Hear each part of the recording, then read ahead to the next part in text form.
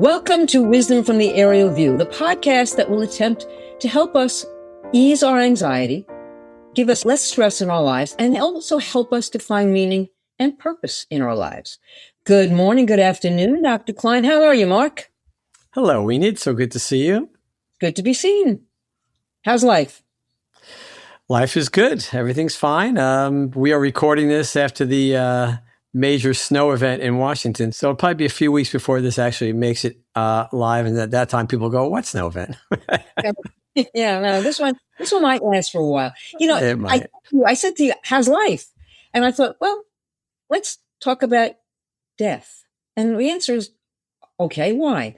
There was a special supplement to the New York Times a while back, and the title was, "We Are All Going to Die." It says, yet this inescapable fact often goes unspoken. Talking about death can be hard, and many find themselves unprepared when it comes calling. And I thought, well, that's right. And in this piece, if you don't mind me going on about this, because it really touched me, there was an interesting story about a woman who talked about her grandfather. And her grandfather knew that he was dying. He was 97, and he knew the end was there. And so he decided to throw a death party for himself, which is kind of interesting thing to do. I never thought about it. Thankfully, I never had to yet. But she talks about what he did at this death party. And then she says, when 6 o'clock rolled around, my grandfather would ask, who's pouring me a scotch? Cocktails, cheese, olives, and stale water crackers appeared. We listened to classical records and told stories and took turns cooking dinner. And then she says, people often talk about death as if it's the worst thing that can happen to someone, as if it's something that must be avoided at all costs. Better to age, however painfully, however diminished, than to ever admit that we are mortal. But at the end of a long, full life, my grandfather was done. He died with power and agency, love and support. To have that death, he had to acknowledge and embrace his mortality. At our death party, he gave his family a chance to accept that fact too. And then she says that, it's fascinating. She said that it comforts me when I think about it, and I tell my parents, this is what it is. This is what it's about. It's all about that. So let's talk about death. I know you're one of the few people I know who aren't afraid of death. You have no fear of death. So let's talk about death. Okay, Doc, go ahead. It's one of my favorite topics, as you know. Yep. Totally misunderstood. I think feared inappropriately. And the reason I say that is just what that article said. Death is unavoidable. We've talked about this many times, no matter how powerful you are, how famous you are, how rich you are, your level of your accomplishments. Last I looked, Thomas Edison isn't with us, nor is Albert Einstein, nor is the guy who created fire or the wheel. So, the richest people in the world have come and gone. Presidents, emperors, kings, they're all gone. So it doesn't matter. There's no avoiding it. And this is no news to anybody. But it's not something people think about because you have to go one level deeper. And Enid, we talk about this a lot on this podcast, that we accept things and we just say, well, that's just the way it is. But we don't make that effort to go a layer deeper. And death is one of those things where you have to go a level deeper to understand what it's about and to move away from this terrible fear of death to appreciating death for what it really is. So, that's why I always say conventional wisdom is almost always wrong. It's probably always wrong, but I'm trying to be generous. But in this case, the idea of death and that we live in a culture that fears death is not only unhealthy, it's incorrect, it's inappropriate, and it detracts from what the lesson death can teach us. Death is the greatest clue to purpose. And explain that to me. Well, you say that a lot. Explain what that you mean by that. So once you accept that death is inevitable, which it is, and that no matter what your accomplishments, your wealth, your power, it's coming for you, right? Longevity can therefore not be the goal of life because there's no such thing. I saw an article recently by a very well-known scientist who studies aging and has said on a couple occasions, at least a couple occasions, there's no reason we can't live to 150. Okay, great. Live to 150. We think we have a problem with Social Security now. We're going to have a real problem then. But forgetting all that stuff. Okay, let's say we live to 150. Guess what? There is still death at 150. So it used to be death came at, I think 40% of children or some crazy number died before the age of 5 or something, centuries ago, some huge number. Maybe that's high, but it's a big number. Yeah. And then the average life expectancy certainly isn't anything like what it is today. So, lots of people died in infancy. And if you got out of infancies in early adulthood, you generally made it, you could live till 70. I mean, and 80 even, people did. But the reason life expectancy is so much shorter in centuries gone by is because so many people died in childbirth and soon after infancy. So the point is, if you live to 50, 100, 150, it doesn't really change the outcome. Death is still the last record that we're on our jukebox of time. We don't know. The only thing we don't know is the time, place, and circumstance of our death. We don't know that, but we know it's coming, right? We don't like to accept it because it's scary, but it's only scary if you don't understand it, right? So 2 things that we'll talk about. One is we'll talk about why death is the greatest clue for purpose, which we'll do right now. And then we'll get back to why it's something that shouldn't be feared and what it really means. So let's start with the purpose part because you asked me about that. Yeah. Actually, do you want to jump in and say something here before I monopolize the entire conversation? No, it's very important. I think about it a lot, particularly as I'm getting older, and I think about what happens next. So this is an important conversation to have. So go ahead. The floor is yours. All right. So the purpose one is it originates in the aerial view. You have to appreciate the aerial view to understand why death is the greatest clue for purpose. So we know from the aerial view is we become this disinterested observer and we're viewing not only all of our life, but all of time. And we see the jukebox of time. And the jukebox of time, we know that we're on the first record each of us is on is the day we're born. And the last record we're on is the day that we die.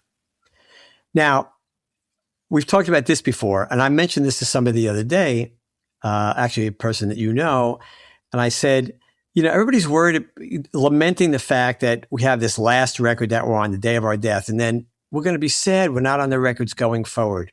We're going to miss our kids or grandchildren, our friends, whatever, all the people we've loved in our life or care about in our life. But nobody ever says, I am so sad about those records that I was not on before I was born. So in the jukebox of time, you have a small sliver of records you're on from the moment you're born to the moment you die, those records. Now, for some of us, it might be 100 years worth of records. And some people, maybe it's a much shorter number of records, but there is a defined limited number of records we're on. And we lament the ones that follow the day of our death that we're not on those. But we never think about the ones that we weren't on before we were born. Now, people would say, well, who cares? That's a crazy idea. Is it? Yeah. Is it really so crazy? Again, let's go down a level. Look at the jukebox of time. Right now, don't just see the records you're on. See the records that came before you and the records that come after you. So imagine the jukebox of time with all these records and see the ones that you're on as just a very, very tiny slice of all the records. And the ones after you die look no different than the ones from before that you were on this earth. They all look the same. They're all equivalent records. They're all equivalent moments. So why aren't we concerned about the ones before we came? Why? Because we don't have memories of the ones before, but we have memories while we're here. And so we think about the records after we're gone. Oh, those moments that we're on, we're going to miss those. But here's the truth. The records that you're on never stop playing. We've talked about this many times. This is the misconception we have of time. Every moment exists in its own slot in space-time and never stops playing. They are just as active as the moment we are now. People have a very hard time wrapping their head around this. I know you've told me you have. But imagine every moment of your life playing simultaneously. That's what happens. But okay, if the record is playing and I'm not there to hear it, how do I know it's playing? And am I getting any satisfaction out of listening to that record? See, I don't know. You know what I'm saying? Whatever came before me, I wasn't a part of. Now I'm a part of something. And then when I'm gone, even if the record's going, I'm not part of the record anymore. So how am I getting anything out of that? It's just a very difficult concept. It's worth spending time because it is so valuable. It is so important to understanding our purpose and making our lives much less anxious, certainly about death. So yes, you can't appreciate the records you were on in your life, the records that you're living on, the ones that are going to, that have you on them and that will be playing in perpetuity, right? Yeah. Just because you can't appreciate them right now, I guarantee you there's a concert somewhere in Vienna that's playing some beautiful music. You're not part of that, but it's not so hard to understand that, oh yeah, there's a concert in Vienna. I believe that. There's always concerts in Vienna, and probably somebody's playing in a chamber of music thing somewhere in Vienna right now. Well, you can't hear it. That doesn't mean it doesn't exist. It exists. Just because we can't appreciate something doesn't mean it doesn't exist. That's easy to understand, right? So you have to kind of take on faith, or not faith, you have to take on physics, because it's physics, that those records are still playing. This is what Einstein tried to tell everybody many, many times. Past, present, and future are just a stubborn illusion. All moments are playing simultaneously. All of time is out there. The jukebox of time exists. Some people call it the block universe, but every moment exists. So now you don't have to lament the times before. They're still going on. It's such a comfort. You're still with your mother. You're still with your dog. These are people you've lost that you love. You're still with them. Not at this moment. Right now, you're with me, unfortunately, and not with your mother or your dog. But Okay. Yeah. But it's a step down. I get it. But still, those things, you're still with them. We're all still with these people. We're all having these moments. Now, what does it have to do with purpose? So once you understand that all time exists contemporaneously and forever, the records you're on are playing forever. They are a permanent record, literally, in a different sense of record. They are permanent recording or written history or existing history of your life. They will be going on forever, right? What do you want to be on those records? They're not going away. They're going to play forever and ever and ever and ever. What do you want to be on those records? So we know longevity cannot be the purpose of life because everybody goes at some point, right? There's no winning the game of longevity, right?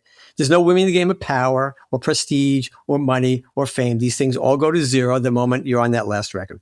You want to ask a question? And then are we talking about legacy? What will be my legacy? Legacy. That was the word I was looking for. So it's your legacy, but legacy implies a past. But we're not talking about a past. It's always the present. There's only one time in the universe. That time is now. There's only one time. Every moment is now. So we think now is just you and I talking at this moment, but it's not. Every moment exists forever. There are only an unlimited number of nows, an infinite number of nows. That's all that exists. So what do you want those nows to be? What do you want those moments to be? What's going to be on those records? What is going to be said about you? What's going to be your recording of your life? And that's legacy. What do I leave? Okay, legacy. Right, but it's more than just leave. It's still happening. So if you say, what do I leave? You go, well, 300 years from now, nobody's going to remember me anyway. It's not about remembering. It's actually happening. These moments forever exist. You can't go away. It's as if God is saying, I got my book. And by the way, the pages don't burn up after you're gone. They're there forever. I can read the pages of your life forever if you believe in God, right? So that's the point. What is going to be playing on the records of our lives? Oh, if longevity isn't the goal and a purpose, because it can't be, then what is? It can't be power, can't be fame, can't be wealth. These things all go to zero. Can't be longevity. Everybody goes. So there's only two choices left. Either there is no purpose and no meaning, right? Which is a possibility. I can't prove that there is. I think the clues of our life that we've talked about many times on this podcast of why we're here and how life is repetitive and so on, all point to me that there is a purpose. And that purpose cannot be other things we just mentioned. It's got to be something else. It's got to be what impact we've had on the lives of others. And we've talked about why that is why that's so obvious. The easiest way to get that is because nothing makes us feel better. It's clearly really valuable. So that's it. So that tells us why we're here. That all these things that we look at from the aerial view tell us that the longevity cannot be the purpose of life. That's why death is such a great clue. Hello, you're going to die. It doesn't matter who you are. You can find the most powerful person ever to live on the face of this planet is gone, right? Everybody's gone. But I'm not sure that longevity is I don't know that we sit around thinking, I want to live longer. I'm not sure I'm not sure that longevity is our purpose. I'm thinking that my concern about that is I think in my mind, you're mixing the two. I don't think my purpose is longevity. I would like to live longer if I'm healthy, but I think that that's got nothing to do with my purpose. Now, Yeah, let I me agree. ask. As I'm saying, longevity is not your purpose. Right. It Okay. can't So be. you see Right. your purpose then, you're a physician, was your purpose to make people better? Was your purpose to, I mean, tell me what and do you know what your purpose was? And is that still your purpose? It's the same purpose you've had running a nonprofit for your whole life. It's Okay. helping as many people as you can. You told this incredible story about your friend or this gentleman, Al, Yes. that everybody I've talked to since that podcast was touched by that story. It's a powerful story. How you've affected somebody's life, and that's it. What do you think you do as a doctor every day? You try and positively affect as many people as you can, but you don't have to be a doctor to do that. You can Correct. be a barista at Starbucks and do that. Everybody can do that. There's a chapter in my book called "We All Have the Same Job" or something like that. But we all have the same job. What's the job? To be as kind and helpful to as many people as we can in our lives. That's it. That's the story, right? And there are lots of ways to do that, through our efforts, our creations, our work, our all the things we do. There's so many ways to impact people. And again, it doesn't matter what your role in life is. Everybody has that thing. That's what death is telling us. It's not about how long you live. You're going to die. Longevity cannot possibly be the goal of life. Forget about it. Don't try and live as many days as you can. Try and live as many meaningful days as you can. Those are the ones that count. And they're all happening forever. That impact you're having is being felt for eternity. How cool is that? So all those people you helped when you were still helping, but even like when you were on Meals on Wheels and all these efforts and your continuing nonprofit and helping the elderly in terms of hunger, these moments don't go away, Enid. They're forever. They are playing on their records in the jukebox of time forever. But okay, and I thank you. I got it. I understand that. But I think that we fear death because it is the end, or so it is the end. I mean, that record, even if it continues, you're not a party to it. You're not seeing it. Okay. So we fear death because it's the unknown, right? And don't we fear the unknown? Sure. How do we get over the fact that it is still, I'm leaving behind my children. I'm leaving behind my grandchildren. I want to make sure that they're okay, but I won't know that they're okay. How do I get beyond that?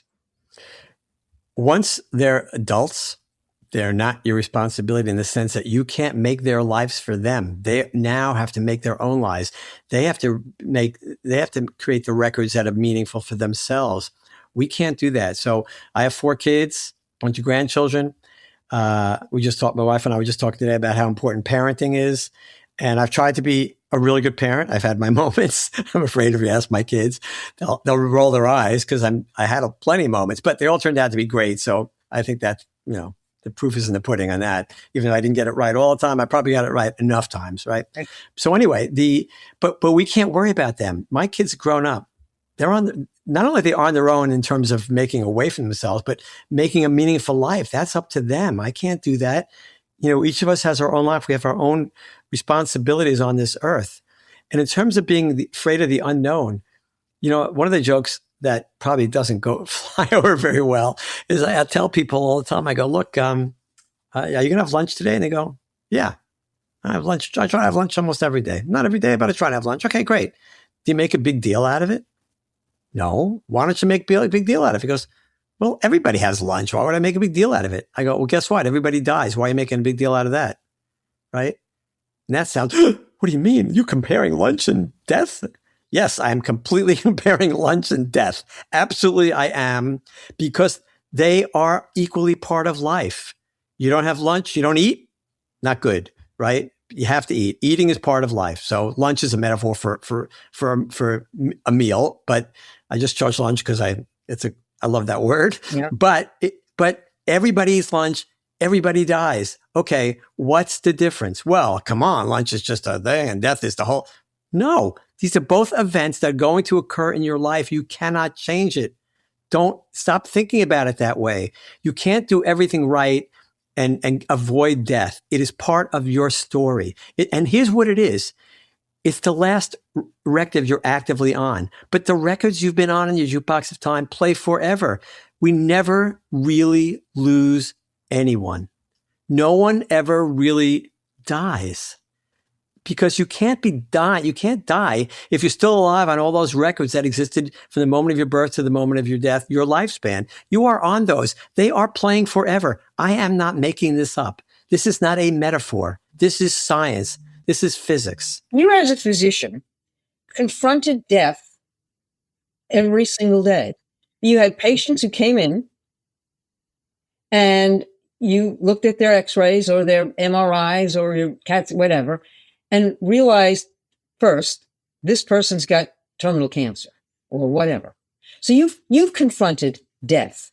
And then in turn, you had to tell the patient in some way, shape, or form that they too inevitably would have to confront death. How did you handle that? And how did they handle it? Well, first of all, I think we've talked about this. I don't know if you've talked about it on the podcast, but you and I have. So, one of the number one responsibility of a doctor, I believe, is to be a source of hope, inspiration, and comfort, right? Anybody can read off a lab test. Anybody can look at a CT image or an ultrasound and read that off. Anybody, I could teach anybody to do that, right? So what's the difference between that and being a physician, a real physician? It's your interaction with the patient. That's the part that counts. So I would look at a study, and this happened a lot. I wasn't every day, but it was a heck of a lot of times. I would look at something and go, oh my God, I know what this is. This is not going to end well. And I had a practice where I spoke to most of the patients. So I wasn't like sitting in a dark room somewhere, 1,000 miles away at a monitor. I saw most of my patients. And I had a responsibility. I felt, okay, I can lie to this patient and say, I'll tell you, doctor, or something like that. Well, you tell somebody like something like that, and they know the answer. You say, well, I'll let your doctor know. Then you're scaring them to death. That's the worst thing you can do. The best thing you can do is give them the information in a way that gives them hope and comfort and something to lean on. I think I've told you this. Whenever I gave somebody a diagnosis of some type of cancer, I wouldn't let the patient leave the office until I made their next appointment. Because to just say to somebody, unfortunately, this looks like it's malignant, you're going to need some treatment and good luck. No, I would say, look, I'm concerned about this. And they say, could it be cancer? I go, it could be, because if you're afraid to say the word cancer, the patient's got it in his or her head. You can't ignore it. They're thinking it. So just not saying it yourself doesn't make it go away.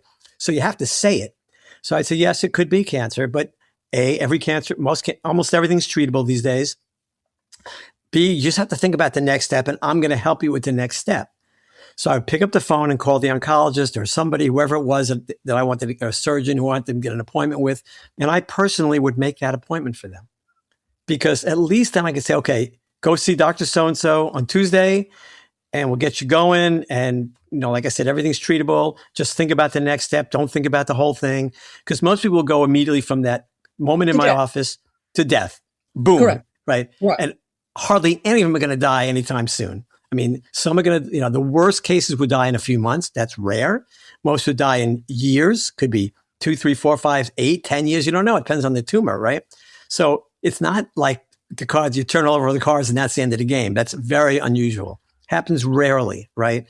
So if you help them with that, then that's, that it's about as good as you can do at that point. You can't take the disease away, but you can give them hope and give them direction and get them set up for their next appointment and say, here's what we're going to do. We're going to think about this, and we're going to think about this after that. And after that, we'll do this one thing at a time. And that's very powerful to patients. That helps them a lot. Yeah. And that's the point. I think that's why we equate doctors sometimes with God, because you hold our fate in your hands, and we get nervous, and we are worried about death. It's an interesting conversation to have, to talk about death, because so many of us fear it. That's why I think the New York Times did this entire section on death. And one of the things that it said was, I'd like to read something else. It says, Ernest Becker wrote a thing called The Denial of Death, that humans are hardwired to fear their own mortality. When death looms, it may feel callous or defeatist, wrong even, to acknowledge it. So often, we just don't. And I think what you're telling us is we need to acknowledge it. We need to understand that death, we should not fear death, that it is inevitable, but that we have to understand that it helps us to define what our purpose is. And that's what we ought to be doing. And that's the way we ought to live our lives. Correct? I think you actually summed that up beautifully. Yes, death is a clue. It's inevitable. It's like lunch. It's going to happen, right? Yeah. Don't be afraid of it. It's happened to billions of people before you. You cannot avoid it, which tells you it can't be that big a deal. If every human goes through it, it's part of life. It's just another page in your story. It happens to be the last page of the active story. Remember, all the pages that you're on, all those records you're on, they're living forever. They exist forever. They do not go away. There are only nows. There's only an infinite number of nows in the universe. There's no past. There's no present and future. They're all just records in the jukebox of time, all just moments. They are all equivalent. No one is more important than the other. So you have to accept death as one of those moments. And remember, you're still alive in all the moments before that.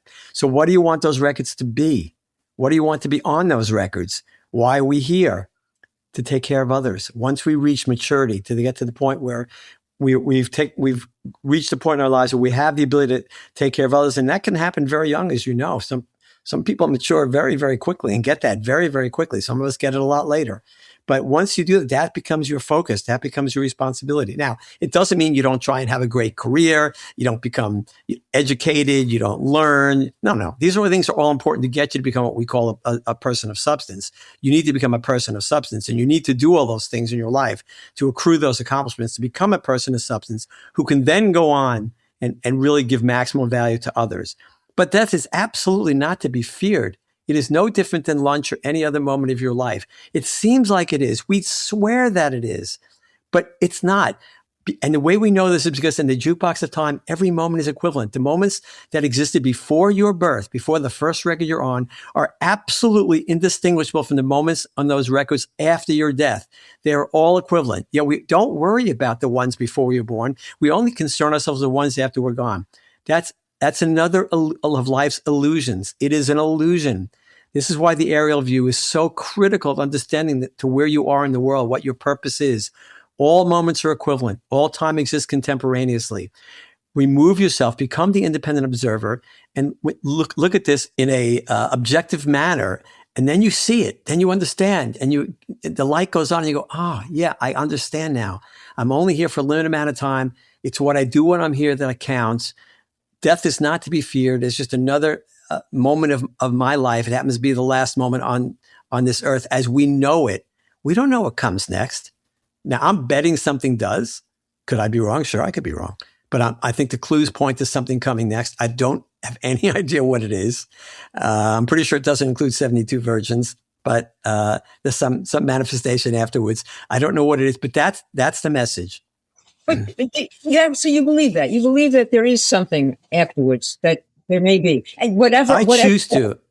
I choose to, and I choose to for a reason. It's not just because I hope so. I choose to because I think the clues point to that. We are in preparation. Our lives are in preparation. We've talked about this. We're dumb when we're young. We're smart when we're old. It's completely backwards. We repeat everything that's gone on in every person who's been on this earth before us.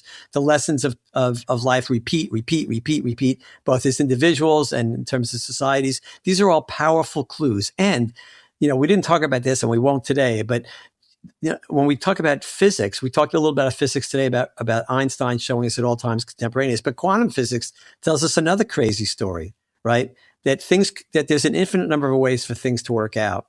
And so it may be true that may be an infinite number of universes. The fact that we're in this universe at this time, in this life, in this place, these have meaning. They're clues to why we're here. And so I think they all point to the fact that we are here for a purpose, that we're here to prepare, and we're here to prepare for what comes next. And I have no idea what it is. So, but I think that's why I feel that way. I just look at the clues and I go, I just deduce that this is what it's telling us.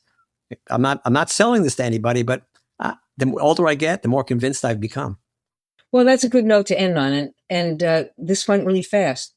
I think it is something we need to continue to think about. Kind of like life. And what I've gotten out of this podcast is I really want to go have lunch anyway, but I don't want to die, but I'd like to have lunch. Anyway, I want to thank you for this. This is good. I think we need to keep harking on the fact that we are all in this. We're all going to die. Nothing to be fearful about. And I can convince myself of that, then I'm very happy. Can I finish with a little quote? You usually have a quote at the end. Can I finish with a quote? It's you. It's all yours. Yes. Thank you. Well, there was this physicist. He actually lives in New York. He's very well known. His name is Michio Kaku. He's also an author, written many books. And here is what he said in one of his books. Fearing the transition, being afraid of death, is like being afraid of reality itself, like being afraid of the sun. Whatever for. Amen. Thank you. Amen. Thank you, Enid, for another great topic. This one gave me the chills a little bit. But thank you all for listening, and we will see you next time. Absolutely. Peace.